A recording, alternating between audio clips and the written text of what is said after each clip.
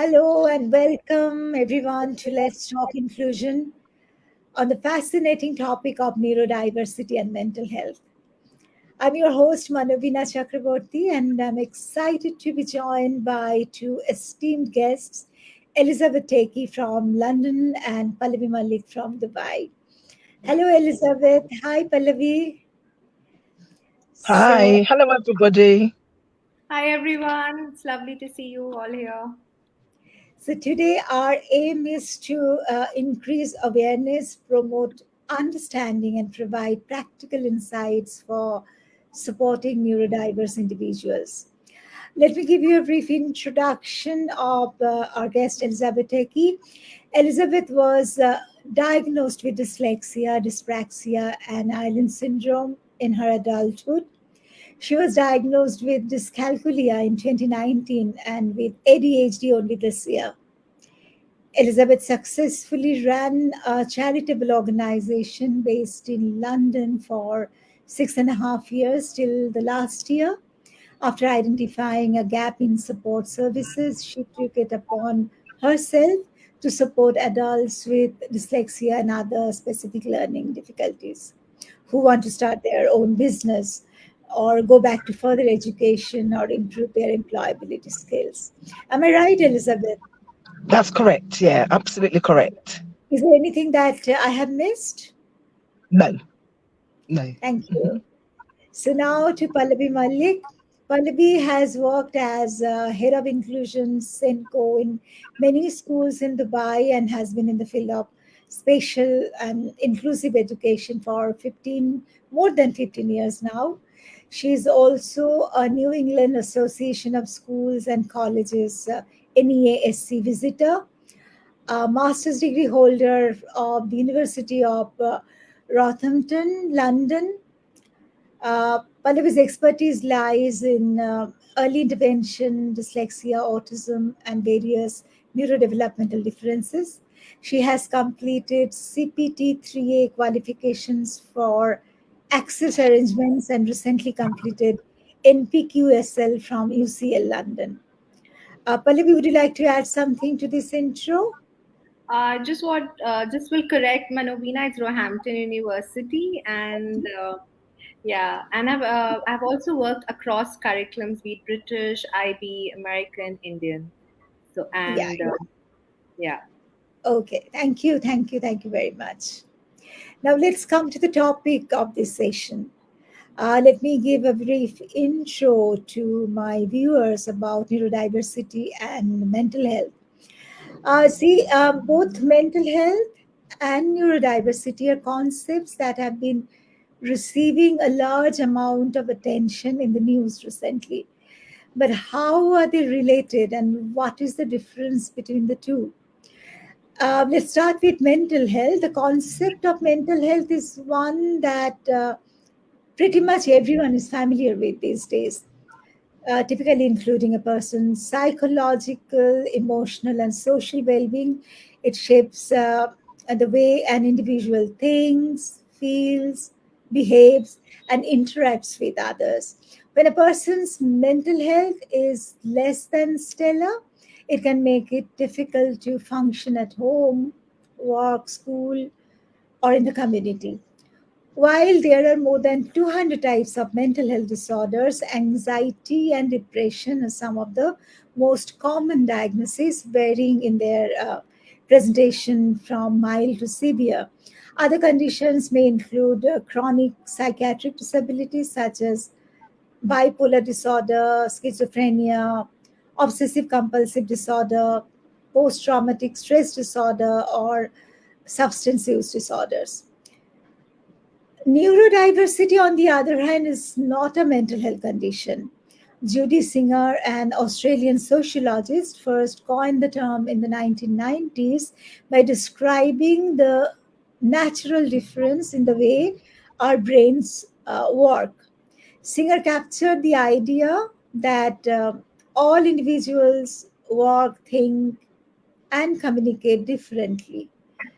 He explains that as biodiversity is essential to the stability of an ecosystem, neurodiversity is essential for cultural evolution. So the term neurodiversity includes individuals whose cognitive functions vary from what is considered neurotypical, individuals with autism spectrum differences, attention deficit hyperactivity difference, dyslexia, dyspraxia, and other neurological differences are referred to as neurodivergent individuals.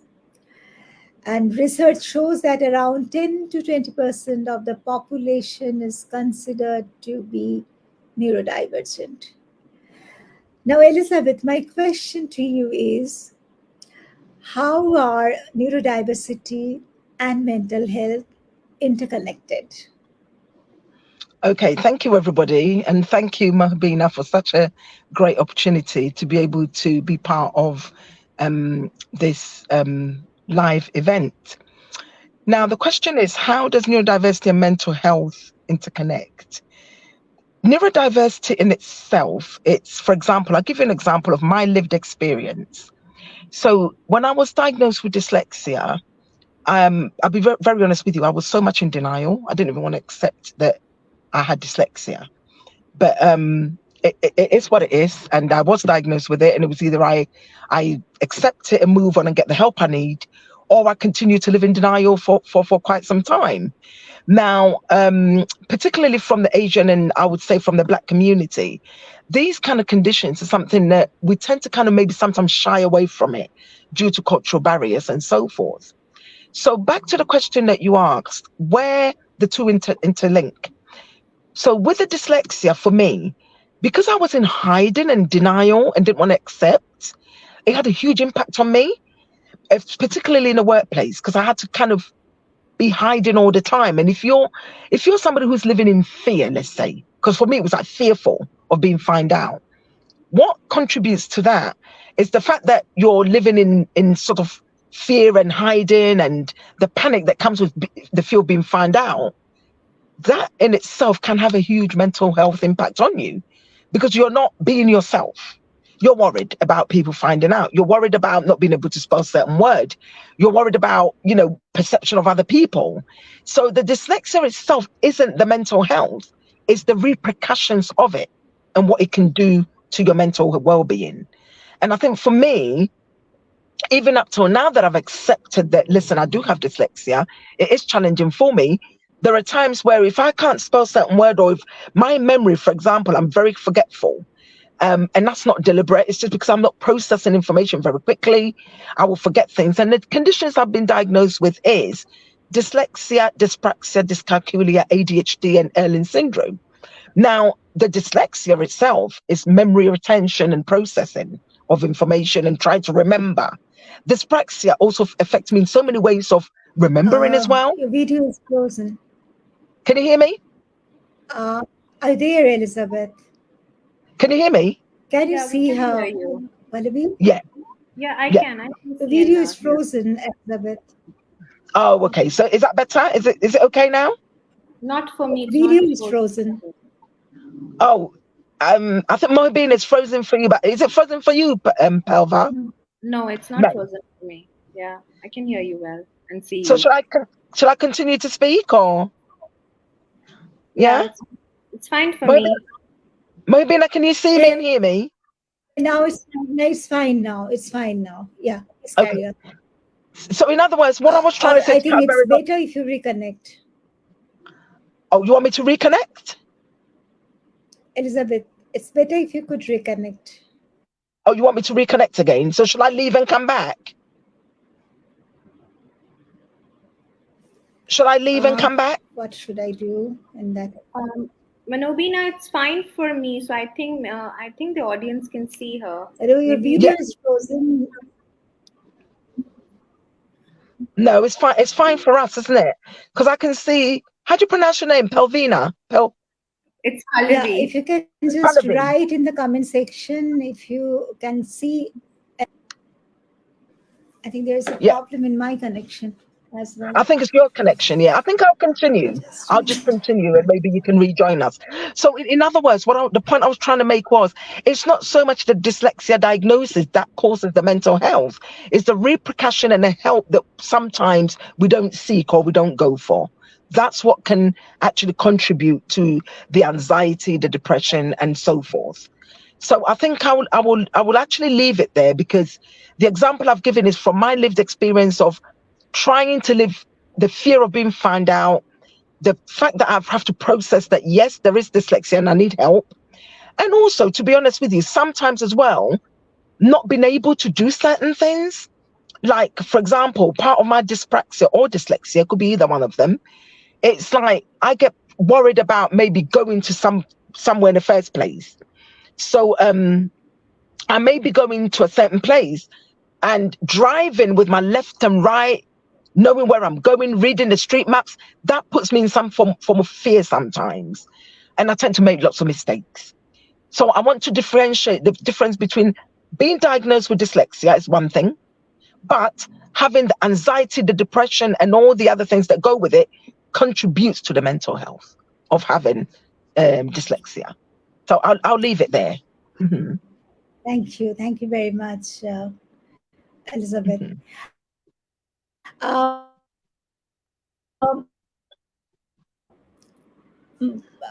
Think what are the common mental health struggles experienced by neurodivergent individuals? Because you are in this profession for long and you have many students. So, in your experience, what are the most common mental health struggles? I couldn't hear you, Manobina, clearly. It was a bit, You couldn't hear me. yeah, because it What was what breaking. according to you? Can you hear me now? Yeah. Did you ask what are Can the what struggles? acco- yeah? What are the struggles experienced by neurodivergent individuals? I think the struggle for neurodivergent individuals, be it students or be it adults, is that when you are neuro diverse, your brain is wired in a different way. But the world out there, the environment is not structured in that way. So it's always trying on a daily basis to have that balance and try to manage your daily life in the world outside, uh, which is not structured the way you want to be.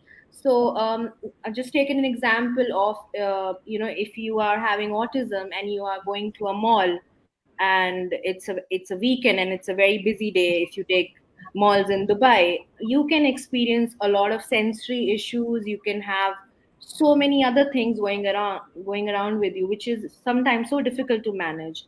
Similarly, when you have like Elizabeth said, dyslexia, or any other learning difficulties in school, there would be like so many areas where you have to manage. If you have island syndrome, and in island syndrome you have different kind of island syndrome as well. And when you're looking at the screen in a classroom, maybe the words are shaking, you need a filter. So it's on a daily basis that you're trying to manage your life. You want certain things in certain ways and you can't do it, so that becomes a challenge.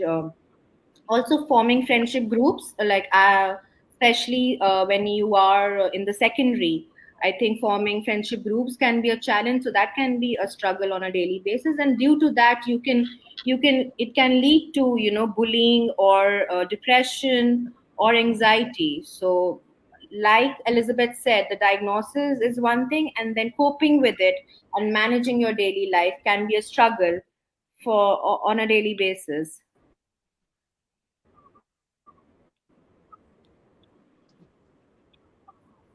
There are a few questions. Let us take one by one.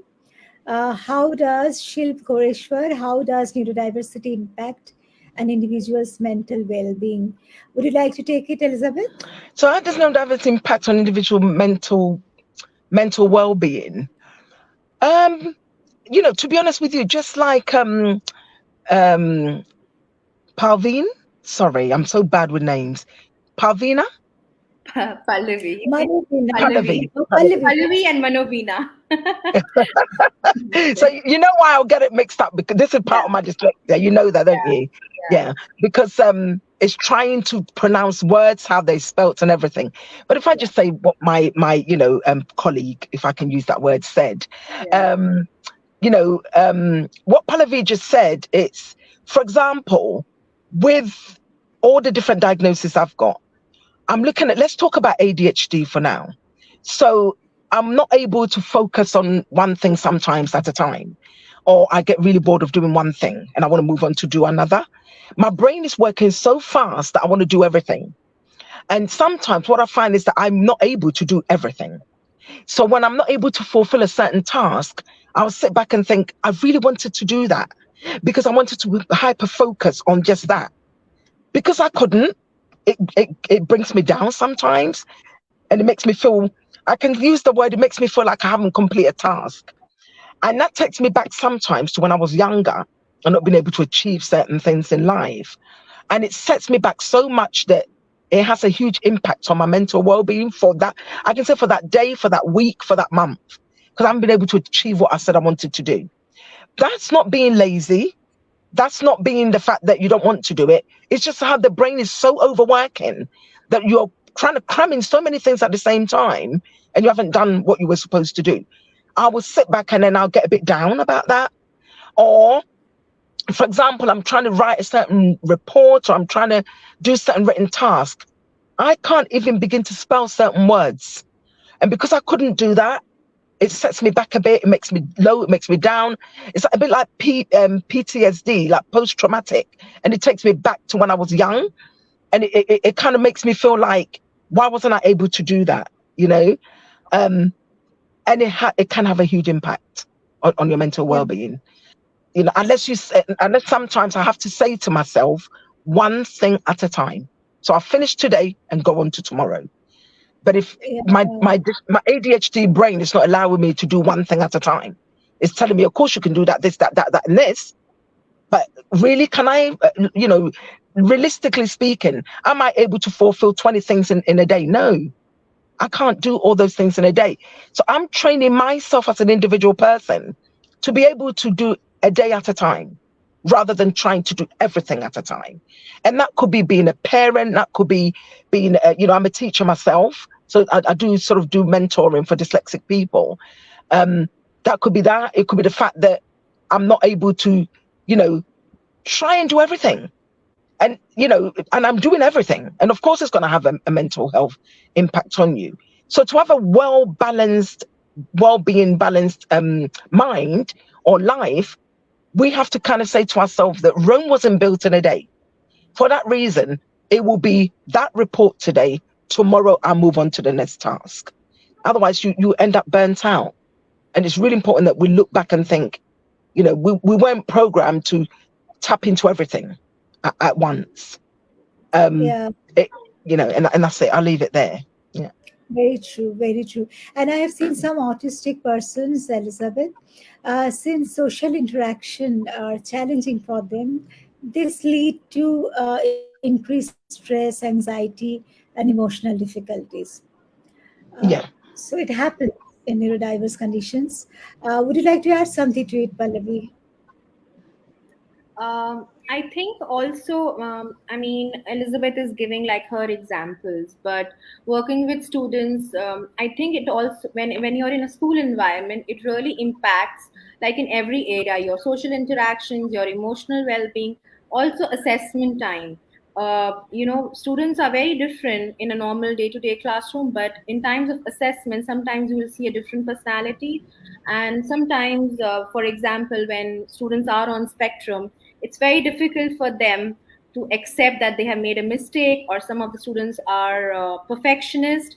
So that can lead to a lot of issues when they are in an assessment situation in a school environment, when they are also for young adults, when they are going for universities or when they are sitting for their GCSEs exams.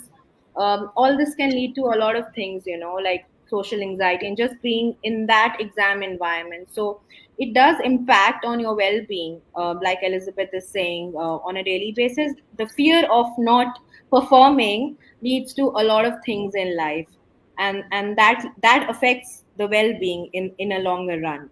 So when I'm not able to perform, or when the fear of not fulfilling the expectations of the society, that can really impact your mental well-being. Yeah, very true. And what about masking? Masking is a term that refers to certain camouflaging behaviors that a neurodivergent person may train themselves to engage in so that they are more socially accepted. So I think masking also creates a lot of stress. What do you think, Elizabeth? 100%. And I was masking before I actually accepted the diagnosis of all the different conditions. And to be honest with you, that's what took me down the route of anxiety and depression, because I was masking.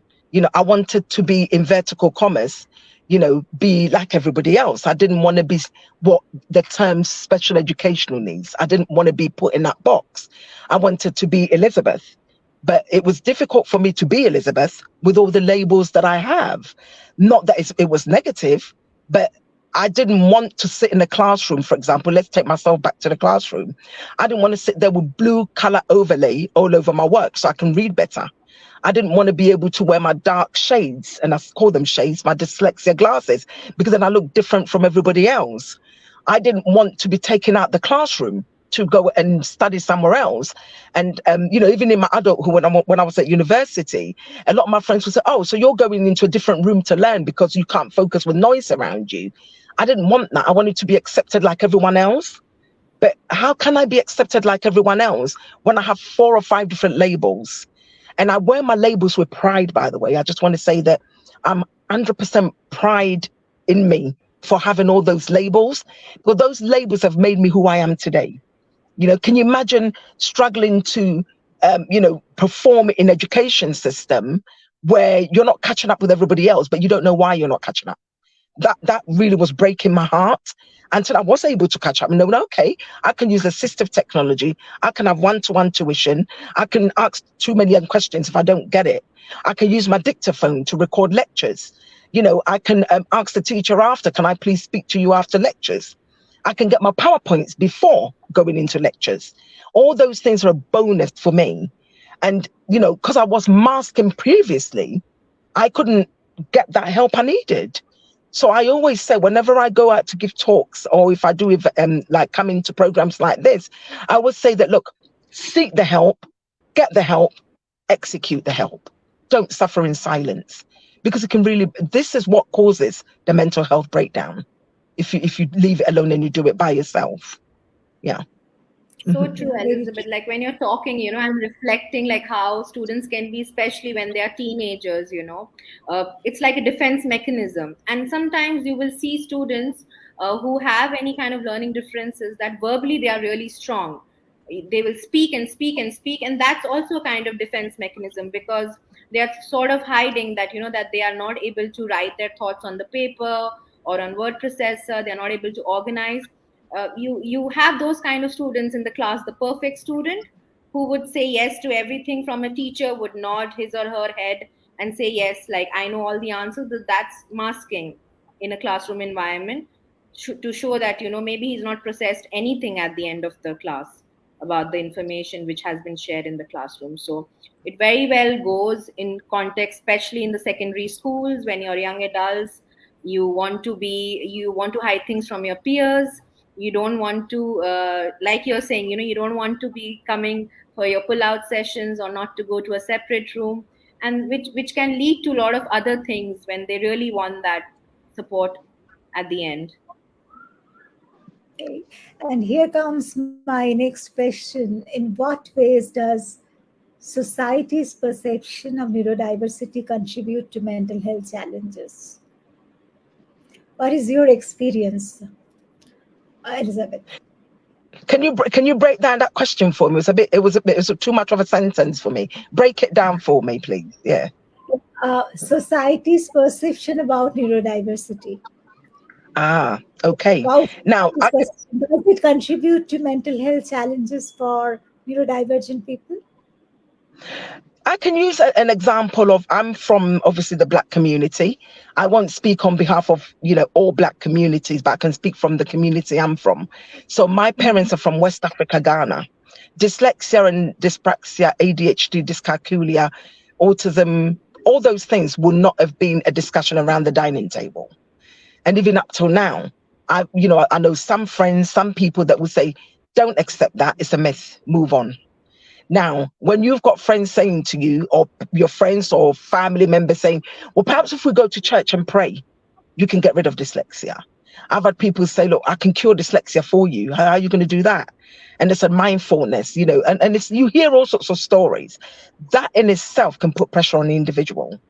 Because if you're a friend of mine, for example, and you can't hear that I've got needs, and you're saying that my needs are something that I can pray about and it can disappear, that's difficult, so you can't even have that conversation. You can't have a conversation with someone like that. Or for example, if I am so forgetful, and honestly, I'm not even proud to say that, I will leave my house without my keys. I will leave my house without my handbag. I walk out of a supermarket and think, oh, I'll probably get halfway through the supermarket and think, oh, I had a bag with me a minute ago. I am so forgetful. If that's what they call clumsiness, I don't know what it is, but I will forget everything. Now, sometimes I've had people use all sorts of names, for example, and say, oh, you're so careless, you're so forgetful, you're so, when people use words like that for you, you just want to be accepted in vertical commas. You want to be like everyone else. So as society, they're not helping you in any way. So what I've decided to do, or what I've learned from my journey with dyslexia, is that I've gravitated towards people who get it and who understand me, rather than trying to fit in with people that would say, look, don't accept these things because it's not a norm, and it's a myth, and so forth. Have we lost Mohabina? Have we lost her? She dropped out. Yeah. I think she had a power cut. We lost her, but Oh, we can carry on. we can carry on. Absolutely, Yeah. yeah. Uh, So in other words, in some communities you're accepted, you're liberated, you're moving on with it. In some communities it's not accepted. When I was running A2I Dyslexia, the organization, we have people from all walks of life, particularly from the BAME community, BME community. yeah. And I used to hear this story all the time. People say my family weren't accepted, and I want to be a doctor, but I've been told I cannot have dyslexia to be a doctor. So they're not coming forward to speak about or get the help they need. And because they can't, this can have a huge impact on one. Unless you're a very strong person and you're running with it, no matter what your family or your friends think, and you're doing what you need to do. And that's the only thing I can contribute with society. And also I think the world is not really built or structured for people neurodiverse. It's not really built for us in some cases. For example, when I'm driving, a road sign is in black and white. I Yeah. don't read on black and white, I read on color. Yeah. So it's difficult to even know that this is the road I need. If I don't have my dyslexia glasses, things just look so blurry for me. When I'm getting on a train, for example, all the train names, where it's going, it's all in orange and black, and I can't read those things. So because it's not built for people with neurodiverse, it's difficult for us to conform to how the world wants us to be. Yeah. So True. yeah. True, Mhm. Elizabeth. I think it's so wonderful that you're trying to like give your own experiences, and you can Mm. connect. So many of the audience can connect with you. I Yeah. think let's just take on the questions till the time Manobina comes back. Mhm. There's one question that how can individuals and communities foster a more inclusive and supportive environment for neurodivergent individuals to thrive mentally and emotionally? I'll answer to this, Elizabeth, and then maybe you can add on. Mhm. I think to make an inclusive society, I think it's very important that you build the culture and ethos of any organization you work with, the environment. So to make it more inclusive, the first thing is that you need to implement comprehensive trainings for inclusion, diversity, and equity. It's quite popular these days of Mhm. diversity, equity, and inclusion.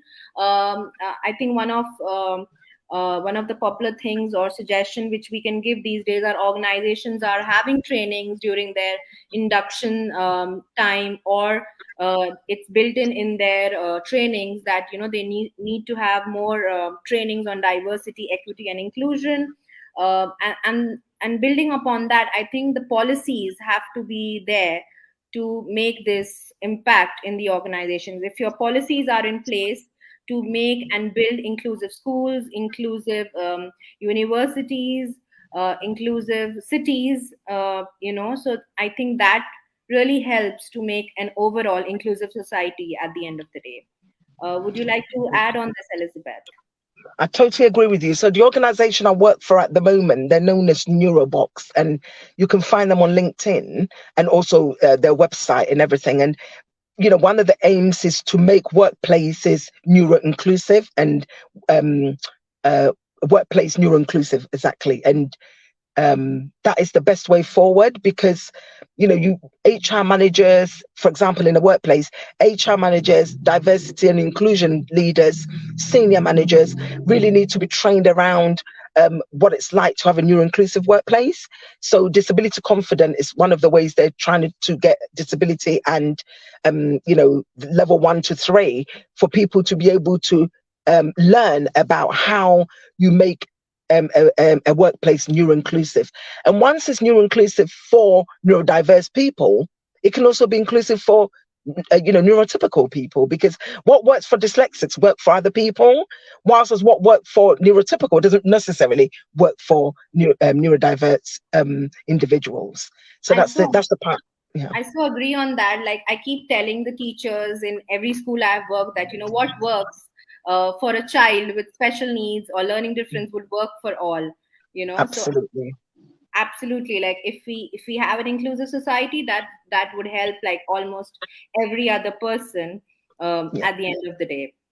Let's take another question, Elizabeth. Like, what are some promising research areas or emerging trends in understanding link between neurodiversity and mental health? Would you like to answer that? You might have to break it down for me. It was a really long question. Yeah. So basically, they are asking any promising research areas or emerging trends in understanding link between neurodiversity and mental health. Right. Oh, a very amazing writer called Professor Neil Passy. He's on LinkedIn. He's written a book on dyslexia and mental health, and he's done a lot of research on that area. But from my lived experience, and I know that many people have supported during in total, I've got over 15 years experience in special educational needs as well as neurodiversity space in a workplace. So when I was working with post 16, the mental health aspect was quite big for young people with neurodiversity conditions. But Professor Neil Passy, I think his surname is Passe, he's written some amazing articles on dyslexia and mental health, and he gives statistics and research on that. So I'll definitely advise anybody who's here to link up with him on LinkedIn, or you can literally Google him. He's written so many books, and one of my favorite is Dyslexia and Mental Health. And also, so in the workplace, if I take it to the workplace now, there are companies like, for example, Neurobox, who will do coaching and coaching strategies for line managers to be able to trigger down to staff, to member of staff. Because let's be very honest, the young child who's in, I don't know, let's say year 8 or year 7, who's at the age of 12, 13, 14, is going to grow up to become an adult. Now, if they've had a very traumatic experience in education, like I did, they entering the workplace might also be something that they're worried about already. Now, if you're worried about something before it has to happen, you already got mental health issues there, you know. So the neuro inclusive workplace really should be embedded in how we transition the 16, 17-year, 18-year-olds into the employment space. And the best way forward is to be able to speak about what neurodiversity is, what dyslexia, autism, all these things are, and what really works best for the individual. Because collectively, if you put 4 dyslexic people in a room, all our needs are different. I'm quite forgetful. I'm quite sorry. Just got a call. I'm quite forgetful. I'm somebody that I won't remember. You're saying what you're reading these questions to me, and I've only just caught the beginning, haven't caught the end of it. Some people are great in absorbing all the question. They might have dyslexia, and some people are not. And I know one of my weakness area is for me to constantly say to someone, "Can you just repeat that again?" Because I didn't quite get it. Out of sometimes out of shame and out of feeling like, oh, am I asking too many questions? I'll just go, yeah, that's great, but I haven't understood. So I always have to get people to repeat what they've said. Yeah, this is what I was addressing before. That perfect student in the class who will just say yes, yes, yes, and hasn't processed any information. Yes, Yeah. that's right. So really, for anything to come, anything that you repeat 4, 5 times, 6 times, and you're worried about it, your heart palpitated about it, and you're worried and you're fearful and you don't want to even go to work or even go into the classroom, that in itself, it's if you don't do something about it, can take you and the tip of the bridge, as they call it, and it can have a huge impact on you. And I think the more we have the space to talk about the help we need, the better people we become. And that starts with in the school system, in the workplace, and also at home, to be honest with you. Yeah. Just give me a second because Manobina wants to get in. And just let me figure this out because I'm not the host. This is what life is, our technical things. 3 years after COVID, and still we have to go around on the technical glitches. But it's quite good that, I don't know where Mahubina's probably in India, isn't she? Yeah, she's in India. Yeah. That's right. You're in Dubai. I'm in London. This would never have been possible without the tech. Of course. Yeah. That's the beauty of it. Absolutely. Yeah. I don't know how to let her in though. In the meantime, I'll just take another question. Are there specific interventions or therapeutic approaches that are effective in supporting the mental health of neurodivergent individuals? I will start with this. And I have lost Elizabeth as well. So again, answering this question, are there specific interventions or therapeutic approaches that are effective in supporting the mental health of neurodivergent individuals? I think the first one is cognitive behavior therapy, CBT. So when you are having anxiety or any other kind of mental health issues because of your learning differences or your needs, I think CBT really helps in remodeling or modeling your thoughts, and that helps in facing the situation. Second would be which is very popular these days is art and music therapy. I think through art and music you can really like calm down and have those moments where you can manage your anxieties, manage your depression, and it's a way to let out a catharsis of all your emotions when you're doing art or music. Again, the third would be, and these days it's all about mindfulness and well-being. We doing yoga, doing growth mindset, and doing well-being activities really help in supporting the mental health of neurodivergent individuals. Do we have any other questions? Maybe I can answer to my audience.